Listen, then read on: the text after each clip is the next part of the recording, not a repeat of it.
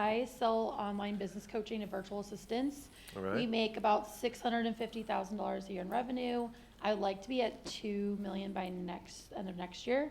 I've learned that we have a lot of constraints to work on, but one thing that I haven't got a clear answer on is this is my COO, but like we spend so much time hands-on in the business. Like as we're writing our huge ass list to go work on, we're like, how are we gonna find the time to do that? Yeah. I've fired everyone on my team. I've rehired. I've worked so much on Don't you do VAs? leadership, virtual assistant. Yeah, I know.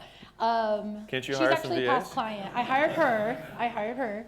But like, for example, like even DM setting, like we're gone, no calls have been offered. So I think that's what we're struggling with, is just to get our team as fired up as we are, and just making sure that like we're finding people that can actually do their job so we can focus on things like this. So do the VAs that you recruit, do you have like standardized training for them to get onboarded? Yeah. And that training is not working? Yeah, like we have SOPs even before we left. But does that create the action or behavior that you want?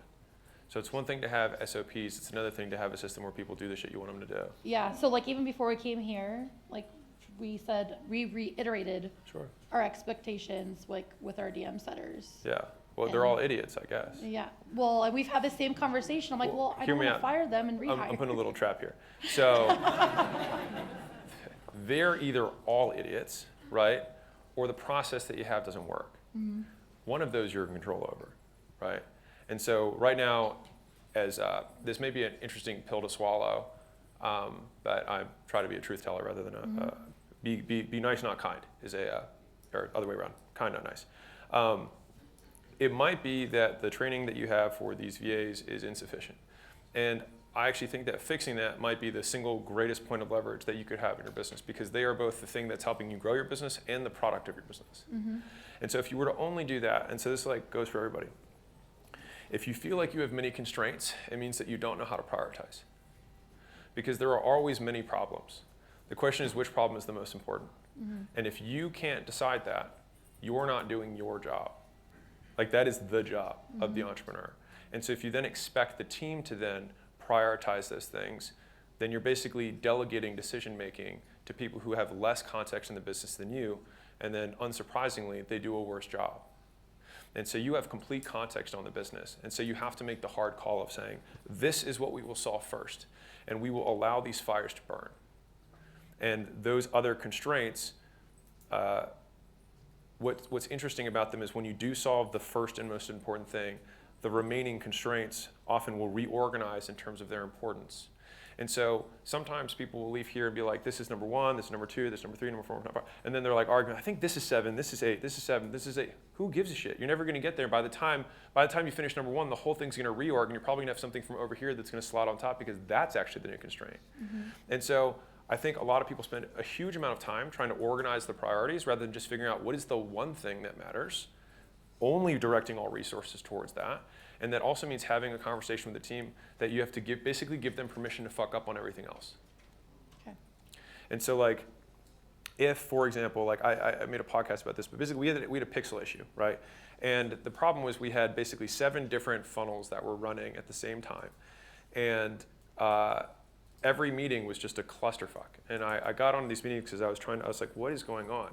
And this was a marketing huddle. And I was like, I don't know what you guys are saying. And people call me a good marketer.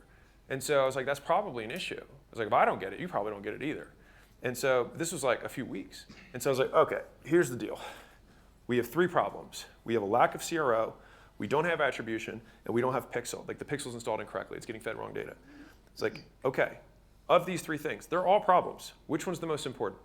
The pixel, because we have to keep spending more to get customers because the pixel's data is getting worse and worse. We have to keep spending more, we send more data, it gets even worse, we have to spend more data, it's a vicious cycle. So let's stop the vicious cycle. But what about attribution? It's fucked. Also, not the priority. But our CRO this page doesn't even load right. It's totally fucked as well. Also not the priority. And so we're going to get on every single day, twice a day, until each of these pixels is fixed. And we're going to start with number 1, and we're going to fix this flow. How long will that take you in hours? That will take us 4 hours. Great, we'll meet o'clock. What is it now? It's 8 o'clock. We'll meet at 12. And then at 12, we're going to look at the next funnel. We're going to fix that one. And then we're going to meet again. And you keep doing that. It took me 3 days to fix everything.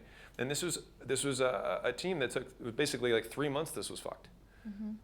And so basically the change in product, like output was a lot. 3 months to 3 days, right? It got fixed.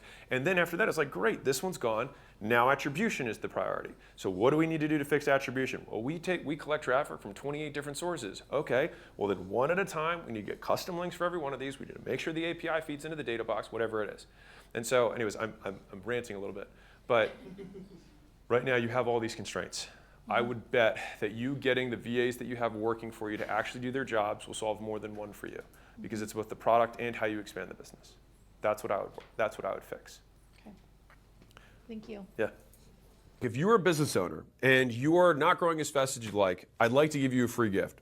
So my team and I put together the $100 million scaling roadmap, which is basically 200 hours of us looking over all the portfolio companies we've had and what stages of growth they went through, and more importantly, where they got stuck and how they got past it.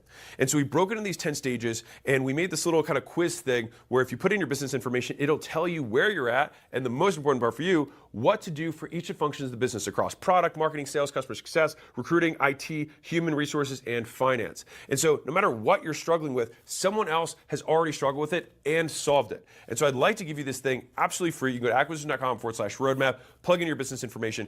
And if you want us to actually help you deconstrain the business and you're trying to scale, we'd love to help you out. On the thank you page, you can just book a call with my team, and we will look at the business, see if we can help. And if we can, we'll invite you out to Vegas, and we'll do this in person live.